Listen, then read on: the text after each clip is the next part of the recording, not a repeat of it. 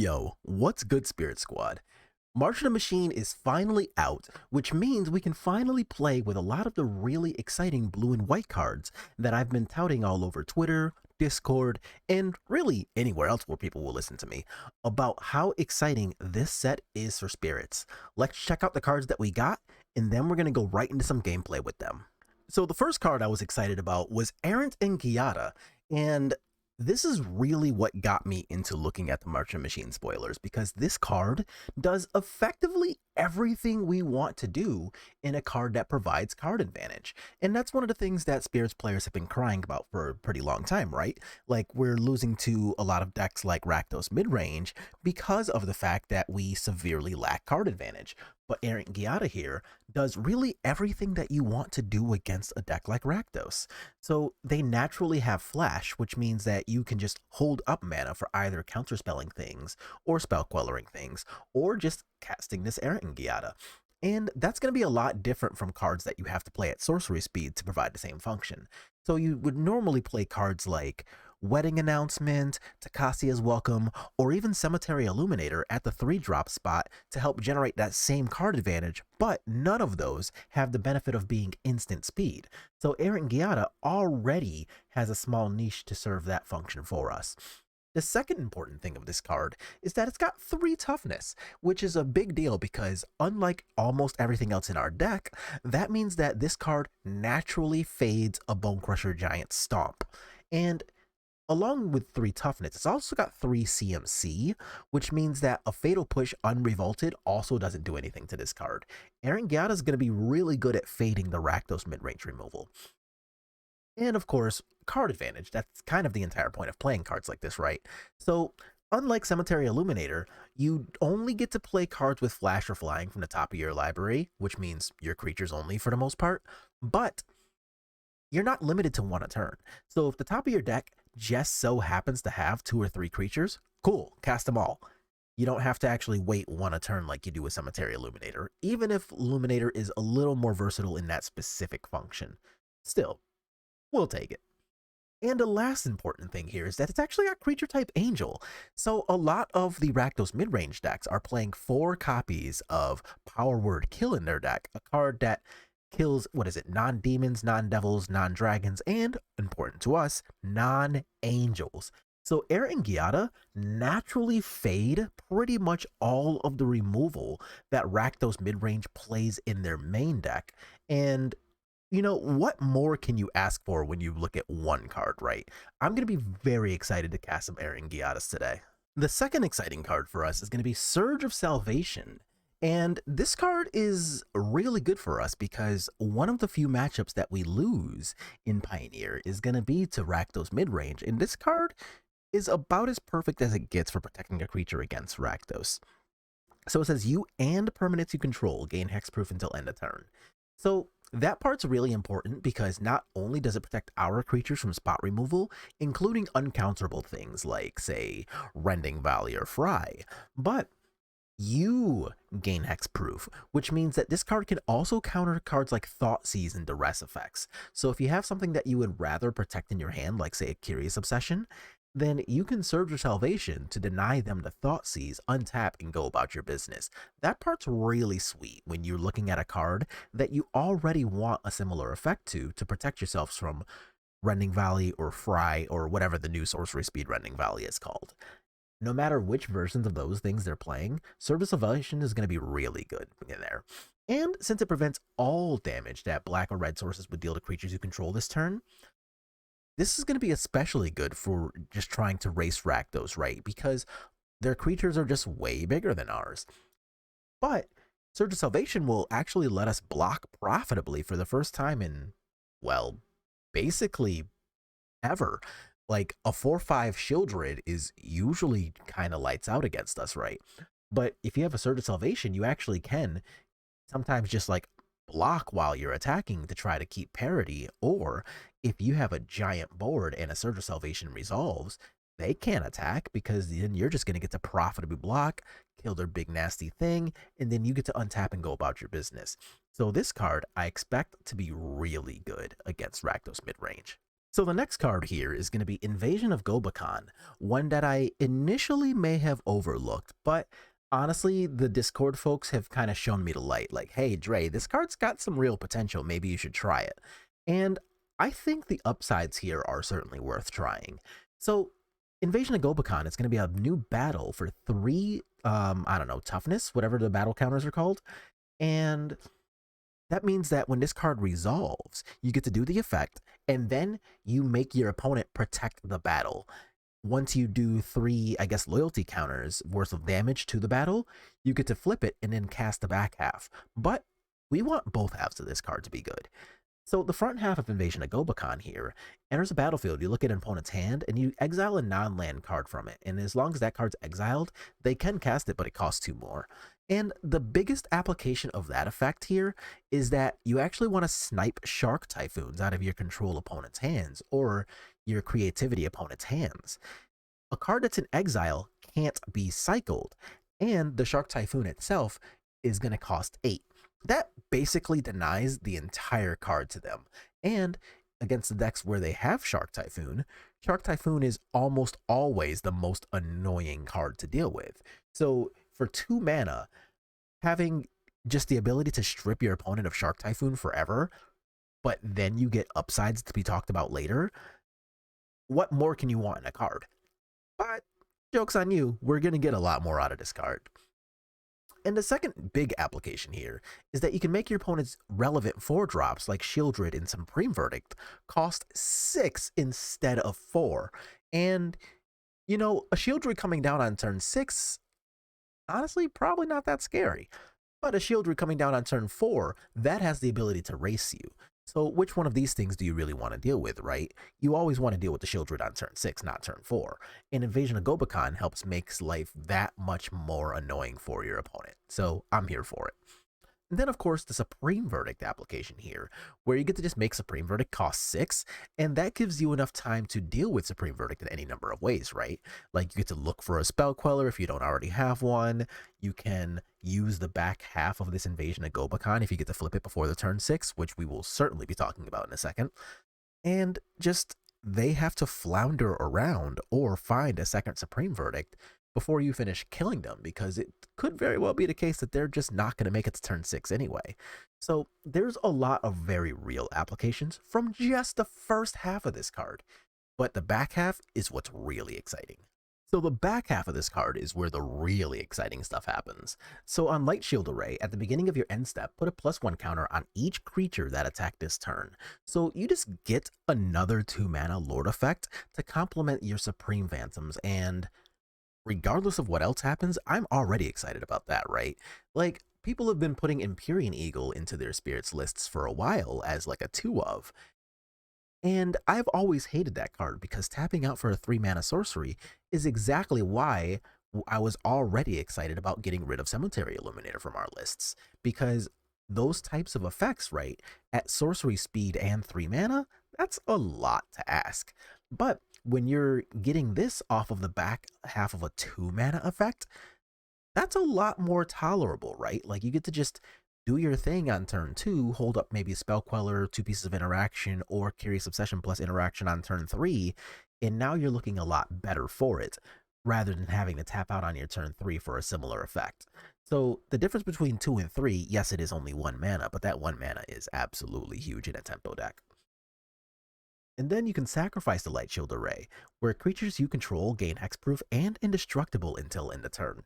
So once again, getting into the whole combat thing where you can actually profitably block a lot of creatures because of that indestructible part, and you can just like not worry about a lot of removal because of the hexproof part. And once again, this is going to be a card that plays around things like Rending Valley, Fry, New Rending Valley, whatever the name of that thing is that I'm not going to remember for a week and a half probably. But you just get a built-in Selfless Spirit mode without actually having to play Selfless Spirit. Now, don't get me wrong, I don't hate Selfless Spirit, and honestly, it might still make its way into my sideboard for today's list.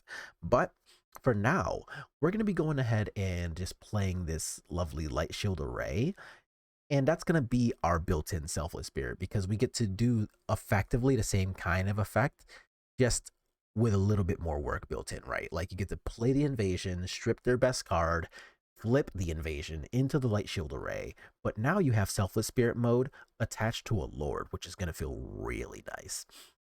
And it even has the nerve to be an enchantment, which means your Geistlight snares are going to be a little bit cheaper when this is out on the table. So if you have this Light Shield Array and a Spirit, your Geistlight snares are going to cost 1. And we're already trying to do that with Curious Obsession anyway, but in the event that you don't have a CO, then you now have additional ways to make your Geistlight snare the best counter spell in all of Pioneer. So I'm really, really looking forward to playing this card because it's got a whole lot of upside, and I'm struggling to find a downside. Today's list, we're going to be playing with 3, but if you want to play with 4 of this card, I don't even know that that's a bad starting point. And here's going to be our starting deck list for today. So we're going to be playing the same mana base that we've been playing, 22 lands, and we're going to have 25 creatures in the main. We're going to have an increased number of creatures from, I guess, the normal 24, so that we can just a little bit more effectively take advantage of ENG's ability. And we want to have creatures on top of our deck just that much more often, so that, of course, we can draw them. Everything else is pretty normal stuff, though. We've got 4 copies of CO, 3 copies of the Invasion of Gobakhan, and like I said, if you want to start off by playing 4 of these, I don't even really know that I'd blame you. And then just 6 counter spells in the main. Our sideboard here is going to be, again, fairly normal stuff. We've got 4 copies of Portable Holes, some Reckoner Bank Busters, 3 of the new Surge of Salvation, because we do want to protect ourselves against a lot of removal spells. We've got 2 Unlicensed Hearths because we are playing on Explorer today. And Explorer is a lot of Greasefang. There's a lot of Greasefang. And yes, our deck is naturally good against Greasefang, but if the matchup's going to come up like, I don't know, 1 out of every 5 matches, you still appreciate the extra help a little bit. We're only going to be playing 3 copies of Spell Queller in the main here because of the fact that we've got 2 copies of Brazen Borrower and 2 copies of ENG in the main. So we don't really want to flood ourselves with too many 3 drops. So we've got 3 Spell Quellers in the main, and the 4th one lives in the sideboard. And everything else is just pretty normal stuff. We've got Aether Gusts, Reckoner Bank Busters, and then that's going to be a deck. But I'm really excited to see how each of our 3 new cards from March of the Machine play, and I will simply see y'all in round 1. Let's jam. Today's video brought to you by FusionGamingOnline.com, your one-stop shop for all your gaming needs. Okay, welcome to our first round, and holy shit, look at our hand. We've got a Lantern Bearer, a CO, Errant Giada, and 2 Invasions. I am liking everything about this so far. So now we'll get to at least see what we're on the draw against. And a Stormcarved Coast. Okay, so that by itself doesn't really tell us anything, but I am kind of looking forward to seeing what could be happening here. So if this isn't just like, I don't know, a Ledger Shredder, then I'm probably fine. Oh, something Grixis flavored. My friend dying to a Bone Crusher Giant? No, a Fatal Push. Fatal Push is actually fine. I don't even mind that much. So I'm just going to do this and then start with our first Invasion of Gobakhan here. So show me moves. Thought Erasure and Big Score. Okay, so I can deny them to Thought Erasure and then give myself a draw step to hit a land for the Spell Queller in hand to counter Big Score. I guess I like that. Let's do that. Okay, so they played a Xander's Lounge, and look at that! Look at that! We're so good at this. So now I don't actually have to do anything, right? Because if they do play something, I have Spell Queller. If they don't play something, I have ENG. And either way, I'm pretty happy with the scenario. Oh, we're just casting the Thought Erasure. I guess I'm just going to cast ENG then. And then see if that's going to spin me into like a Mausoleum Wanderer or something else, or I can just Invasion the Big Score too. Like, I've got a lot of options right now. And they take the Spell Queller. So now a Supreme Phantom's not bad. So what I can do here is the ENG, and then I can actually attack the Invasion here, never minding the fact that I'm not going to get the draw card. This is going to flip. So let's cast this, and now my Light Shield Array is on board. I can Invasion the Big Score 2. Yeah, I think I'm a fan of that costing 6. Let's make that cost 6. Invoke Calamity, what the hell do you do? You consider sorceries, mana value 6 or less. What else is here? Just Fatal Push and Thought Erasure? Okay, so I'm gonna make the Big Score cost 6 then. That was kind of wild. But now my ENG is gonna go up to a 4/5. That's pretty hype. And if they have Revolt for Fatal Push, I can Light Shield Array. If they don't, then I'm even happier. And they're off it. Hell yeah. Look at ENG doing the Lord's work. Invasion of Gobakhan is already looking insane. So against this type of deck, I want Aether Gust and Spell Quellers. I do not want that Bank Buster to come back out. And cards that I don't particularly think I want here probably include what? I don't think I want Brazen Borrower, and I don't think I want all 4 Supreme Phantoms against a deck that I assume is going to be trying to play a bunch of sweepers at me. Yeah, let's play it like this. So I could put in Surge of Salvation to play around red sweepers like Brotherhood's End, but I don't know that I don't still want the Supreme Phantoms more than those. If it turns out that they're playing a shit ton of red sweepers and stuff, then I can revisit that thought later. So let's get rid of the 1-lander. This is looking pretty good. So I'm going to keep 6, and here I'm actually going to pitch Rattle Chains. Like, I've got the 2 Wanderers, which is already pretty decent. I've got an Aether Gust here, and ENG is probably a better top of curve than like my Rattle Chains is here, but oh, a Lofty's pretty good. So now we're just going to start off with Mausoleum Wanderer, and let's see what they want to get it popping. A Fatal Push, you got it. Not much I'm doing about that. Are we also getting Thought Seized? We're not. Well, that's good for us. So here I'm just going to play the second Wanderer. Yes, I'll just do that. So now if they Thought Seize away my ENG, then I get to untap with 2 pieces of counter magic in hand. And it looks like that's not what's happening, which is actually even better for us. So once again, I get lots of responses for stuff. I will jam ENG into a big score because I have Mausoleum Wanderer already. So let's see what happens here. If they have like a Rending Valley for ENG, then so be it. But it looks like they don't. And I'm not going to cast my Phantom pre-combat. I'm just going to go ahead and attack with ENG only. If they have a Shark Typhoon to cycle, I don't really want to be playing this as a combat trick because I only have 3 mana. Once I draw this 4th land, then I'll be able to Rattle Chains plus spell, so I can make that work. Let's just untap here. Hallowed Fountain, okay. Do I want double white for literally anything? I think the answer is no. So now I don't mind jamming this. So if they have a Shark Typhoon for 3, now my Mausoleum Wanderer trades with it. So let's see if they want to just take that. And either they wanted to take it or they didn't really get a say in the matter. Cool. Okay. And nothing to do here. So I'm just going to untap. What's on top? A Geistlight Snare. Okay. And I don't really have anything to do with a 5th piece of mana here. So I think I'm actually just going to put you in tapped. And then see what happens on an attack for... Fuck it. Oh, sick. All right, so what big scary thing happens here? Takanuma. That's kind of cool. And they can get back the Liliana. Oh, yeah, Professor Onyx version. Cool. So, unfortunately for them, I do have a Lofty Denial, so that's not happening.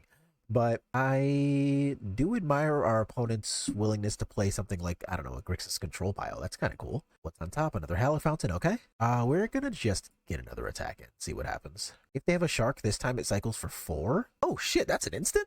Cool. Not happening, but very cool. I'm actually gonna Aether Gust that. If they want to put it back on top of their deck, I don't really care because it costs like 100 anyway. They did put it on the bottom. Okay, so now they go to 4, and we're just gonna let untap here. So things I don't really want to see because I used the Aether. That's not happening. Okay, I want to use Lofty at that, and it looks like that's gonna be a handshake. Cool. Well. Good stuff for our first round against, I guess, Grixis spells? Whatever. Weirder stuff has happened. Let's move on to the next round.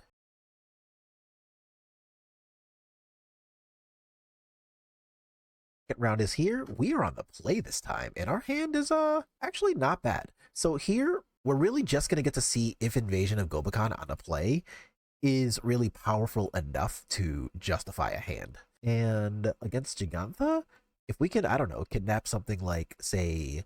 Mayhem Devil and make it cost 5, that'll feel pretty good. So let's try that. They do in fact have a Mayhem Devil. So what I can do here is take the Blood Tithe, make it cost 4 since I have a Lofty Denial in hand, and then use the Lofty to counter Mayhem Devil, or I can simply make this cost 5. I think I'm in more for this. Okay, so now that I've got my 3rd land here, I'm going to go ahead and play Lantern Bearer first, holding up both Lofty and Rattle Chains. So if they just jam the Mayhem Devil, I'll be pretty happy to counter that, of course. And if they don't just jam the Mayhem Devil, which is Oven is fine, well, maybe not fine, but it's going to happen. But I will just jam the Rattle Chains if that ends up being what needs to happen here, because that'll let me flip the invasion. So let's do that and see if this last card isn't exactly a Fatal Push. And if it's not, we're pretty happy to just kill the invasion. Actually, Geistlight Snare is really sick because this flips into an enchantment. So I'm just going to get really all the nice things. Hell yeah. Get Bent Mayhem Devil. Yes, I would like to cast that. Let's see if they respond with the Deadly Dispute. They don't.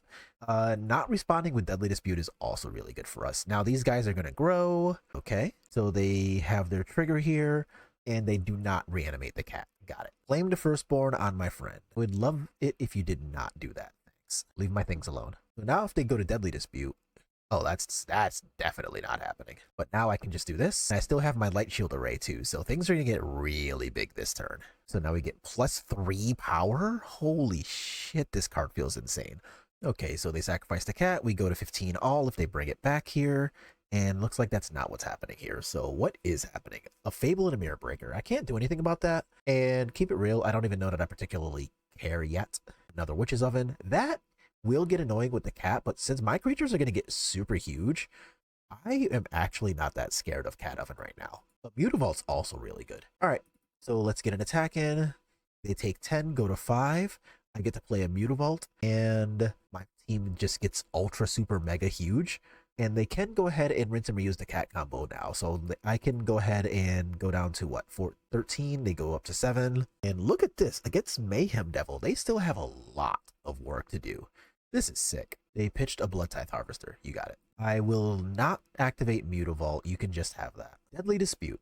I actually am going to let them have that. Now they have 4 total mana to play with. Claim the Firstborn. Okay. They see the Light Shield Array. I was going to say, I'm just going to sacrifice this Light Shield Array to give it hexproof. Wow, what a great start. So we have a lot for potential rack sack stuff, right? Like we've got Portable Hole, Surge of Salvations, and I actually don't even want the Unlicensed Hearse against the cat. So I'm just going to go ahead and do this. Invasion was really good. Yeah, this was actually kind of insane. What else do I want to take out here? Probably just the Lantern Bearers. The Lantern Bearers clearly looked really, really good there. But I don't know that that's the card that I necessarily want most on the draw. On the play, I like them because they can just get really aggressive like they did. Double Portable Hole, Geistlight Snare, ENG? Yeah, I'm in for that. So this can get rid of Witch's Ovens nice and early. And like that. And then from there, a Spectral Sailor is actually not bad. All right, so let's stop that. Okay. So I get to play this, and I will be sad if they just jam a Mayhem Devil because I don't have a Spirit for Geistlight Snare. But I can't really do anything about that. So hopefully they do almost literally anything else. Okay, so I will put in the Spectral Sailor here. If they claim to Firstborn this, then like that sucks, but so be it. But now they have to choose between ENG and Geistlight Snare, and they do take the Geistlight Snare, which tells me they probably have the stupid thing for next turn. Oh, that's not bad. So let's play one of the lands they know about, get an attack in, and really just see what happens next. Like, I still can't do shit about a Portable Hole. I'm sorry, about a Mayhem Devil, which really sucks. All I have is Portable Hole here. Yeah, I'm gonna have to just like cry about that. But I can play this and try to, I don't know, fade Rending Valley for a turn, or I can just like untap and hope they don't have it. This is rough. All right. Oh, you're a little late. Damn, you would have been really good a turn ago. All right, still gonna do it. Did you have the Rending Valley the whole time? They did have the Rending Valley the whole time. Oh my god, Mixilus too? I don't think I'm beating this hand, y'all. Well, I'm glad I didn't just jam ENG into this. That would have felt really stupid if I ended up doing that. But realistically, I don't think we're winning this game anyway. Like, they just kind of have a lot of the everything against us right now. So I do get to play Portable Hole onto the Blood Tithe Harvester, so that at least is something of a plus. So let's do that. And if they Rending Valley my Spectral Sailor, I'm honestly just going to let them. But if they try to do... actually, they can also just, like, do that, but... Oh, they have this too? Yuck. So I'm just, like, ultra dead is what I'm hearing? Yeah, I'm, like, omega dead right now. They still have the Rending Valley. How do I get out of this? And, that's a start. But I think the real answer is that I probably don't. They discarded a second Mayhem Devil to do that? I almost want to make them use the, Rending Valley on this to not flip my thing. I am going to make them use it. So if you want to not have me flip this, now you actually have to use the Rending Valley. Otherwise, I'm going to get my Invasion and Gobakhan off. And they do use the Rending Valley. Okay. So that's actually like a medium W for me. So they do have an unknown card, and I don't enjoy that. They attack. They can play 1 copy of this, 2 if they really wanted to. The rest doesn't do anything because I've got 2 ENGs. So you got that. Another Blood Tithe Harvester. Yikes. Okay. So we're going to get pretty aggressive here, and next turn I gotta worry about them having double Obnixilis, but let's at least start with this. What's on top? Mausoleum Wanderer, and I'm not going to get to do the Surge of Salvation, which sucks, but can at least counter one of the copies of the Obnixilis with the Geistlight Snare. My ENG is a 3/4 now, which is a little bit better against this big bad Mayhem Devil thing. Flame to Firstborn. I guess I hexproof and allow my Mausoleum Wanderer to die. Okay. Not great times, but it is what it is. Whoa, they just let that slide? Okay. Well, now my Mausoleum Wanderer can at least block because it's got Indestructible, so that's lit. So I'm only going to take 3 and go to 6 now. Oh, they're playing in fear of a blocker. Good, you do that. What's on top? Another Geistlight Snare. Don't want that right now. I'm just going to attack with my Maz Wanderer, and what I really want to happen here, oh, they're going to get the draw cards too. Yikes. Well, they're at 15, and I do have my Surge of Salvation, so, get that out of my face, please. But also, please attack because I have Surge of Salvation. More importantly, attack with Mayhem Devil. Tap. What's on top? A Rattle Chains. I'm actually not going to cast Rattle Chains right now. What I want them to do is try to sacrifice either this or this and point something specifically at my Maz Wanderer so I can have a surprise Rattle Chains instead. I think that making them waste a card is how I claw back into this game. And we are, in fact, making 2 things. Okay, so now I get my surprise Mausoleum Wanderer that I wanted earlier. I target Elf because this is going to be a 2/2. I real one, the token. The token's got 3, the real one's got 3 as well. So I'm going to Geistlight the token, I guess. Oh, nope, I guess I did the real one. Okay. Now they can make a devil. I discard or 2 and 2. I'll just discard the extra ENG. Creature on top, another Geistlight Snare. Not exactly what the doctor ordered, but I will be glad to at least get rid of this. Okay, deck. Okay. You got it. Fine. Not beating the 3rd Mayhem Devil. On the play, what do I want to change? On the play, I think I'm going to worry a lot less about the cat combo part of things and instead worry more about the Mayhem Devil end of things. And I also just want more attackers on the play. So I'm going to put the Spell Quellers back in for that. On the play, this is a hand that I do in fact want to keep. So we've got Wanderer, lands, nice things here. If they Thoughtseize, I think I actually might counter it. Okay. Well, I'm not countering that. So what happens here? Yeah, let's just see what you got.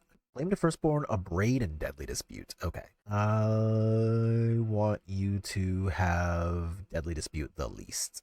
Yeah. Oh, that was cool. It's got like a little sword animation when you hover over it. That was sweet. So now let's see what you want to do with this. You just casting Abrade now? You are casting Abrade now. You got it. Cool. So that actually means that my ENG is going to be a lot more likely to be able to do ENG things, which I do, of course, enjoy. So I'm going to keep up the Geistlight Snare mana, obviously. Thoughtseize is gonna... Great. This is exactly a Village Rites or a Witch's Oven, I'm going to be ultra omega sad. But I'm going to give myself a chance to play around it. So they can take this Counterspell or the Wanderer, and I'm going to give myself a chance to attack the Invasion. Do not be a Village Rites or a stupid Witch's Oven. Oh, tap land, yes. And another Geistlight Snare, let's go! All right, so now that flips. I could have attacked with the Mutavault as well. Honestly, I think I should have. That was a mistake because I have exactly 1 mana left over. But now they can at least think that I have a Spell Queller in hand. So maybe it wasn't that much of a mistake. So if they go to do this and... Oh, they just buy Gigantha. Sick. I was going to say, I do have the Light Shield Array to counter that. On top is another Mutavault. Okay. I'm going to keep the Otawara in hand. Now let's attack with all of these. You take 6. My friends all grow. And do I bother playing Otawara? I think the answer is no. No, I would rather have Otawara as a spell. So now if they just cast Gigantha, I can either copy or counter or bounce, my choice, and then lean on my Light Shield Array to kind of help finish off. If they go to Claim to Firstborn, that's another Claim to Firstborn, okay. I'm just gonna pop this. They could, yeah, I was gonna say, in theory, I guess they could have attacked if they wanted to. What's on top? Another Geistlight Snare, okay. Let's Mutavault. Oh, I have a legendary creature. This only costs 3. All right, let's up and Adam. Now we've got a nice beefy attack coming in. Dickenson can help triple block Mutavault if they really wanted to. Sure, that's allowed. Oh, they're just gonna single block. That's fine. Go to 5. I can claim my thing, and then Deadly Dispute costs 4, which they do currently have. So I think I'm going to just bounce my friend. They could have exactly a land for this, but it's probably closer to correct to just bounce my own friend here for 3. I did have an option to Mausoleum Wanderer, make them pay 2. Geistlight Snare, make them pay 2 more. But I think I actually like this better. If they want a Deadly Dispute, oh, well, that fucking sucks. Okay. So what? Go to 3, and I can, like, activate you as well. So they got a chump block. They go to 3. I've got Geistlight Snares plus an end of turn ENG. That plays around most things this can do, I think. This is not even that annoying for me. I actually think this is okay. Like, they could just, like, play Gigantha, but I've got the onboard flyer. They know this is in my hand. Okay, so are we just doing nothing? Do I walk into a Rending Volley as the last card? I think the answer is yes. If you have Rending Volley, then fucking so be it. It looks like that's a negative. So they're off it. Hell yeah. Another win over Rakdos Sacrifice thanks to Invasion. That card's great. Well, we're not keeping a 6-lander, so yeah. Okay, this is a lot better. So let's do this and then pitch, I guess, the basic island here against Gigantha. Let's pitch a Hallowed Fountain, I guess. Gigantha means that my hand might be my life total might be relevant. There we go. That's what I was trying to get at. So we've got a Thoughtseize, I've got double Wanderer, I've got double Counterspell, so, you know, have at it. And they take Counterspell. So we're just going to lead off with one of our Wanderers and then really just kind of see what my opponent cooks up on turn 2. This could really be anything. Fatal Push, you got it. And it's the cool little Yargro version, which I do enjoy. World Tree. What in the hell? All right, well, here's a Supreme Phantom. I have absolutely no idea what my opponent's about to try to do here. Okay, there's a red-black pathway, so we're playing a bunch of Jundi stuff. And at least here I get to go Wanderer plus Counterspell, which is nice. There, so we've got a little bit of shields up here. Fable of the Mirror Breaker is definitely not happening, but they knew that the Counterspell was there for that. So now I'm a little curious as to what's happening next. Ooh, ENG, that feels good. There's a Chariot, okay. Well, not too much about a Chariot, so you got it. Looks like we are just playing like a bunch of really good stuff. And if I'm not super careful... Oh, why's my head over here? All right, move me over there. This could mean like just big, nasty, legendary stuff too. So I should probably be a little careful about that because I've already seen World Tree, Esika's Chariot, Fable of the Mirror Breaker, which leads me to believe that I could need to be on the lookout for something like, say, I don't know, like Bard class out of these colors maybe? Like, I don't know what the heck my opponent's in the middle of trying to do, but I should be a little wary about them and their ability to do it. So here I'm going to take 4, go down to 14, and with the Spectral Sailor and a CO on top of my deck, I'm actually fairly close to being able to just win this race anyway, so let's try to do that. What the hell is Volcanic Spite? Oh, it's the new version of Fire Prophecy. Okay, well, here's a Geistlight Snare for that. A3, you have 2. Leave my nice things alone, please. So a CO with a pathway on top. Don't really want the pathway. I'm going to play around Fatal Push. So take 5. I draw. Spell Queller on top. Rattle Chains on top. Not bad. I'll take that. So the most you can attack me for currently is 6, unless you play a creature pre-combat. So I can take that, go to 8. And honestly, 8 is a fairly comfy life total for me right now. So I'm okay with that. Buying Gigantha. Ooh, I'm still going to play this. And a Supreme Phantom on top is super lit. So let's untap. Hell yeah. Let's get it. NG once again looking great. And against, I don't know, Jundi stuff, I want the Surges. I don't know that I want this 4th Spell Queller.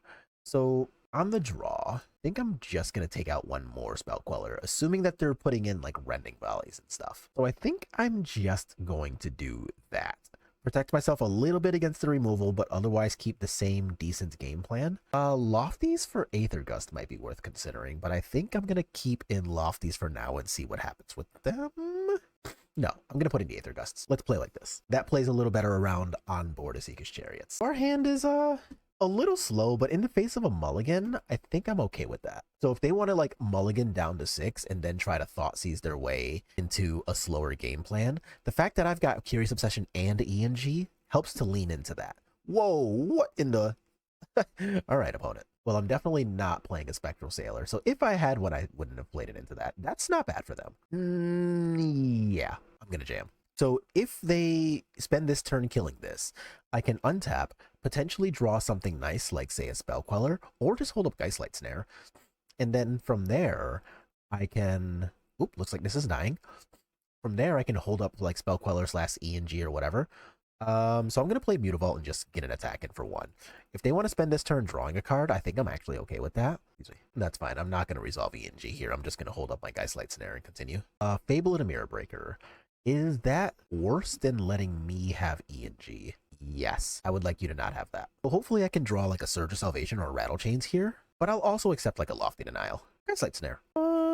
Did I know that was there? That feels like the kind of draw that I knew was there. I don't think I did though. Whatever. Let's walk ourselves into a Fatal Push. Not a Rending Valley. Fatal Push. Damn it, Rending Valley. Fine. I tried it. But at least now I still have my counter mana up. I still have ENG. And I am slowly Briefcase. I can't do anything about that. So what is this last card? Hopefully it's not something that can kill ENG. Like, not another Rending Valley would be great. Okay, still not another Rending Valley, please. Thank you. And a Brazen Bower. Okay. So now I can play this, attack for 2, and I can cast this, giving myself a Slight Snare or a Brazen Bower off the top. If they...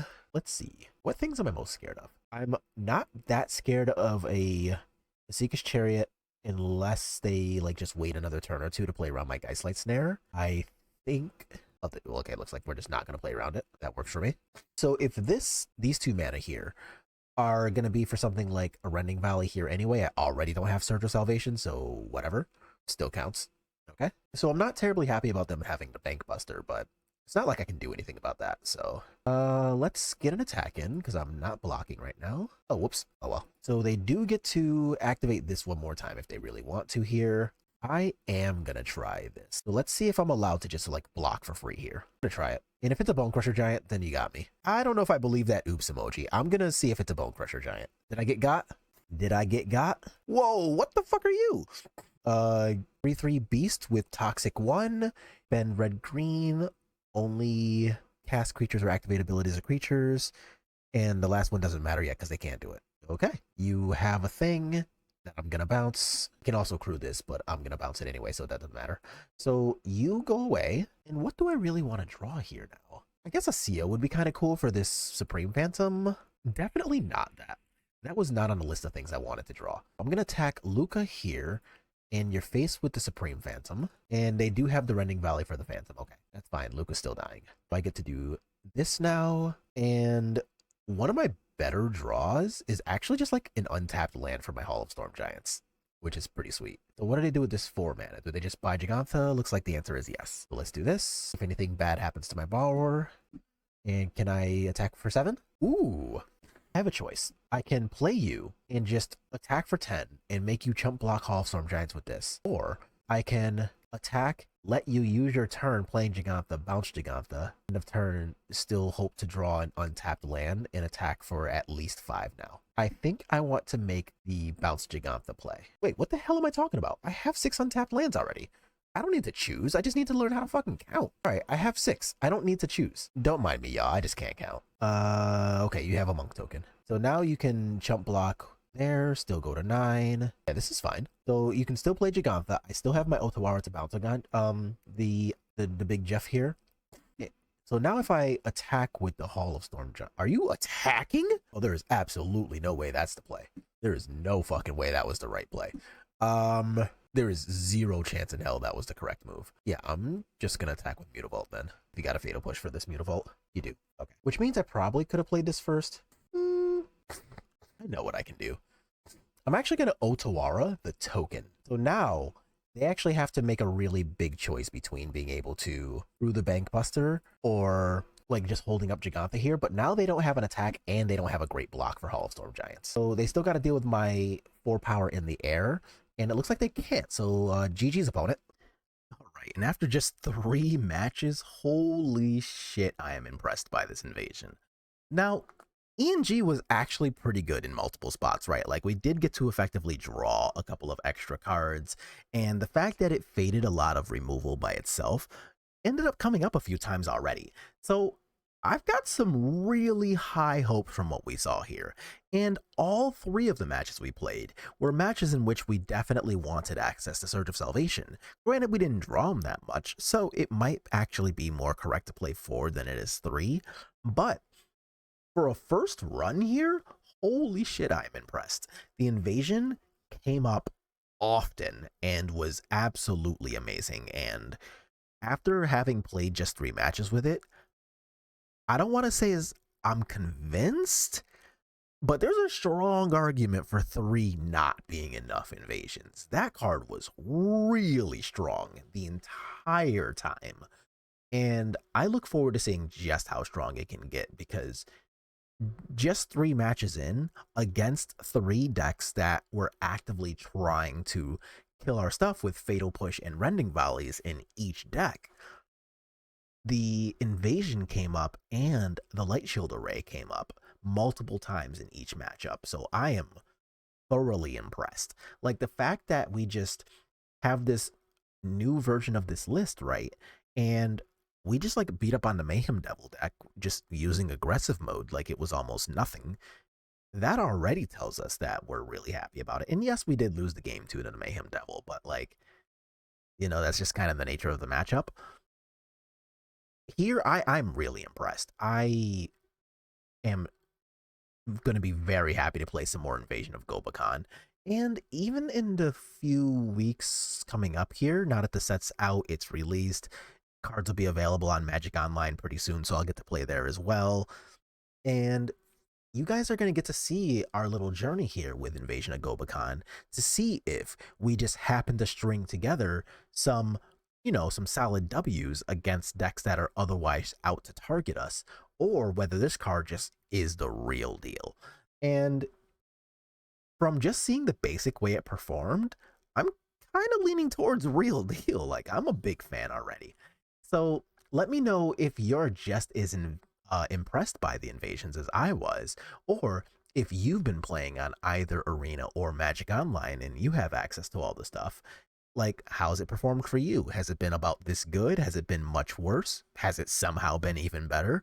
Either way, let me know. I'm interested.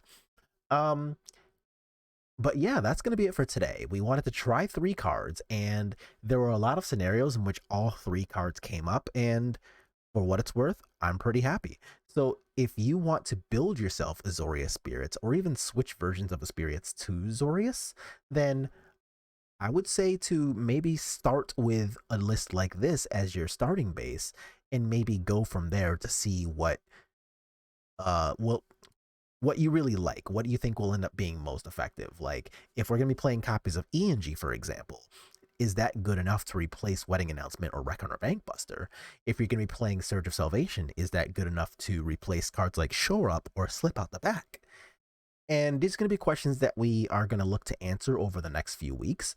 But for now, I'm pretty impressed. So let me know what you think. But that's going to be a video for today. As always, if you like what you're watching, make sure to click the like button, let me know, subscribe to the channel if you're new, and I'll see y'all on the next one.